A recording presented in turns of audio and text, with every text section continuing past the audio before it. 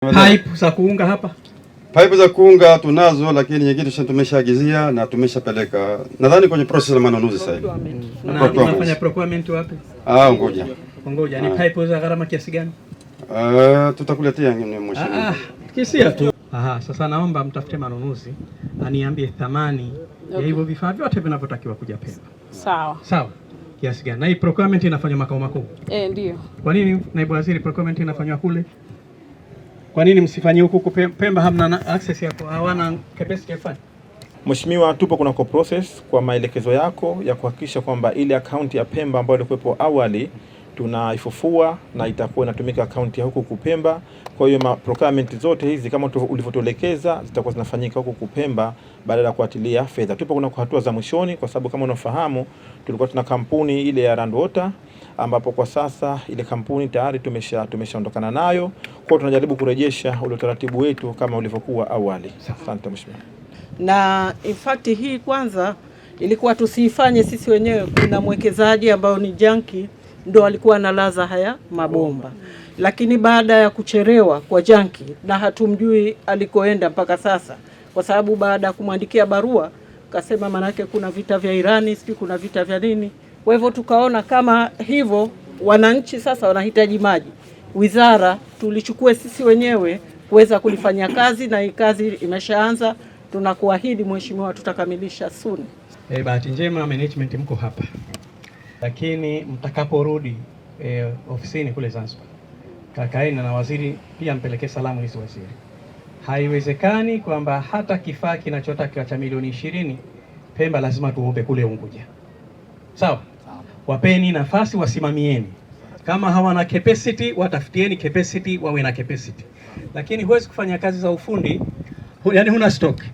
Mimi nakumbuka mara ya kwanza wakati tunaingia kwenye serikali ya awamu ya 8, mwezi Disemba nilitembelea Zawa wakati ule. Disemba.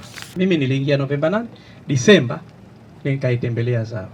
Nikawauliza, nyinyi kwenye stock yenu mna kitu gani? Mna pampo, hawana kitu chochote. Sasa hiyo leo kwa mfano inatokezea emergency, pahala panaharibika, usubiri procurement ikafanywa Unguja wiki 3 kwanza, procurement na siku 45, yani miezi 3 kwanza watu hawapati maji tu. Hicho kitu hakikubaliki. Mheshimiwa naibu waziri, na kuamini sana waziri, na muamini sana serikali, tumekupeni dhamana hii pa kujiongeza, jiongezeni. Mkirudi kakaini kwenye management, zungumzeni. Najua mnaweza mkapata changamoto ya kifedha, kihasibu. Sema tutaunganisha na watu wa Wizara ya Fedha, lakini pia tutamuomba Mheshimiwa Rais, hili jambo haliwezekani. Kama leo hapo mlioko Pemba nyote huko nyinyi, kuna kifaa kimeharibika ako kitu ya milioni 20 tu au milioni 5 tu au vifaa vya milioni 10, tusubiri procurement ikafanywa Unguja. Issue ya procurement mpaka inafanyika ina procedure. Sawa? Tunawatesa watu, hichi kitu hakikubaliki. Bora ni yaseme kabisa haya, tuelewane kabisa. Afisa mdhamini, ofisi hile tuhakikishe kwamba yale mambo yanaharibika, sio kila wakati waziri, naibu waziri, katibu mkuu, si ndivyo? Pameharibika mapipe, mnachukua na technical team yenu mnakwenda mnafanya kazi. Hivi ndio rais anavyotaka. Maji si starehe. Maji ni lazima, si starehe. Sawa jamani? Maji si starehe, ni lazima. Yaani maji kwenye mahitaji ni necessity ya mtu. Sawa Nendeni mkaliangalia, na likikwama kama mna changamoto nyinyi wizara, naomba naibu waziri mwambie waziri aniletee mie taarifa.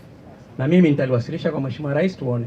Na kama kuna mtu anakwamisha hapo katikati tuone wewe anayekwamisha. Tunatizama maslahi ya wananchi zaidi, sio maslahi ya mtu.